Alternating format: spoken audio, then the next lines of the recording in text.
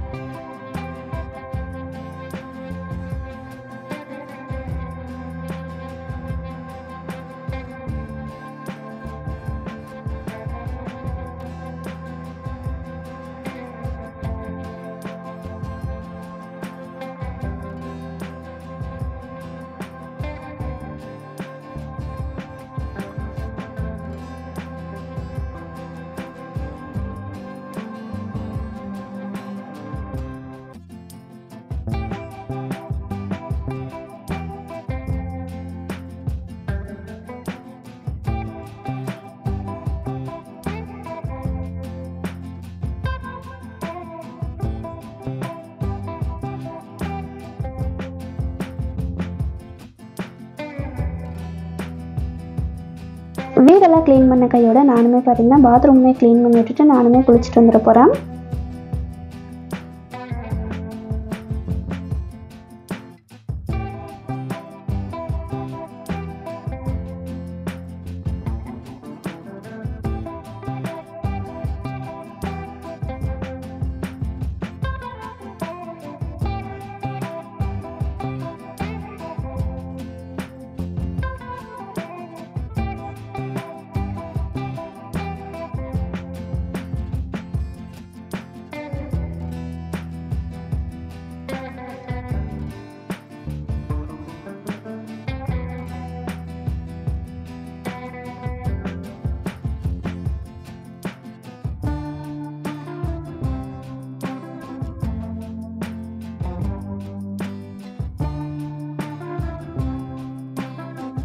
பாத்ரூமே நல்லா டீப்பாக வந்து க்ளீன் பண்ணி விட்டுட்டு நானுமே குளிச்சுட்டு வர்றதுக்கே பார்த்தீங்கன்னா டைம் வந்து ரொம்ப லேட் ஆயிடுச்சு. அப்படியே பார்த்தீங்கன்னா இஃப்தார் டைம் ஆயிடுச்சு. இதெல்லாம் விட எனக்கு வந்து வெறும் நோம்பு கஞ்சி வடை இது மட்டும் இருந்தாலே போதுமானது. எல்லாமே இருக்குது, நம்மளுக்கு மெயினானது நோம்பு கஞ்சி வடை தானே. இது எங்கடா இருக்குது அப்படின்னு சொல்லி தேடிட்டு இருக்கும்போது வடை பார்த்தீங்கன்னா இங்கே வந்து வச்சுருந்தாங்க. ஸோ அதுக்கப்புறம் இது எல்லாமே எடுத்து வச்சுட்டு வெறும் நோம்பு கஞ்சி வடையை மட்டும் வச்சு பார்த்தீங்கன்னா சூப்பராக வந்து நோம்பு திறந்தாச்சு.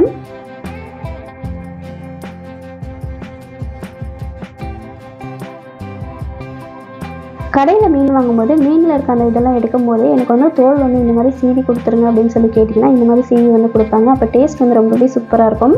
இன்றைக்கி சாகருக்கு மீன் வந்து ஃப்ரை பண்ணிவிட்டு பாஸ்மதி ரைஸில் வந்து சிக்கன் பிரியாணி பண்ணிடலாம் அப்படின்னு சொல்லி நினச்சிருக்கேன்.